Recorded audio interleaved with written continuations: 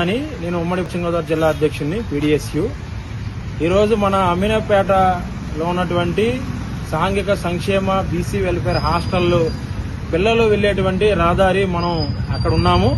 దాదాపు ఒక 2000 మంది విద్యార్థులు, ఆడపిల్లలు, చిన్నపిల్లలు, కాలేజీ పిల్లలు నడిచేటువంటి దారిది.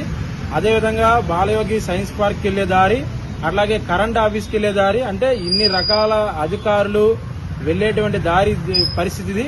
అదేవిధంగా 2000 మంది విద్యార్థులు ప్రీ మెట్రిక్ కానీ, పోస్ట్ మెట్రిక్ కానీ, కాలేజీ పిల్లలు కానీ, చిన్నపిల్లలు కానీ ఈరోజు ఈ రోడ్లో వెళ్లాల్సిన పరిస్థితి కొనసాగుతూ ఉంది. ఈ రోడ్ ఎంత దారుణంగా ఉందో మీరందరూ కూడా చూడొచ్చు. అంటే నిత్యం విద్యార్థులు వెళ్లేటువంటి రోడ్డు ఈ విధంగా ఉందంటే విద్యాశాఖ అధికారులు కానీ, లేకపోతే సోషల్ వెల్ఫేర్ కానీ, బీసీ వెల్ఫేర్ జిల్లా అధికారులు కానీ ఏం చేస్తారని అడుగుతా ఉన్నాం.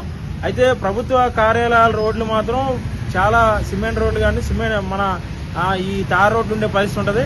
కానీ పేద వర్గాలు, అట్టడుగు వర్గాలు ఉండేటువంటి ఏవైతే హాస్టల్స్ ఉన్నాయో, హాస్టల్ ఉండేటువంటి విద్యార్థులు ఉండేటువంటి హాస్టల్కి వెళ్ళేటువంటి దారులు దారుణంగా ఉన్నాయి. వర్షం వస్తే మొత్తం ఇదంతా డ్రైనేజ్ అంతా రోడ్డు మీదకి వచ్చి ఎక్కడికక్కడ నీళ్లు నిలబడిపోయి ఈరోజు విద్యార్థులు వెళ్లేని పరిస్థితి కొనసాగుతూ ఉంది. ఇట్లా వాటర్ నిలబడితే ఖచ్చితంగా దోమలు చేరి భవిష్యత్తులో విద్యార్థులకి ఆరోగ్య సమస్యలు ఏర్పడే అవకాశం ఉంది. కాబట్టి ఇట్లాంటి వర్షం పడితే ఇట్లా నీళ్లు మునిగిపోయే పరిస్థితి లేకుండా ఖచ్చితంగా ఇక్కడ రోడ్డు వేయాలని కూడా పీడీఎస్ గా డిమాండ్ చేస్తాను. అదేవిధంగా ఖచ్చితంగా సోషల్ వెల్ఫేర్ అధికారులకు కూడా కలిసి ఈ యొక్క ఏదైతే ఈ పరిస్థితి ఉందో దాన్ని ఖచ్చితంగా వివరించి పీడీఎస్ గా వినతిపత్రం అందజేసే కార్యక్రమం కూడా చేస్తామని చెప్పి సందర్భంగా తెలియజేస్తాను.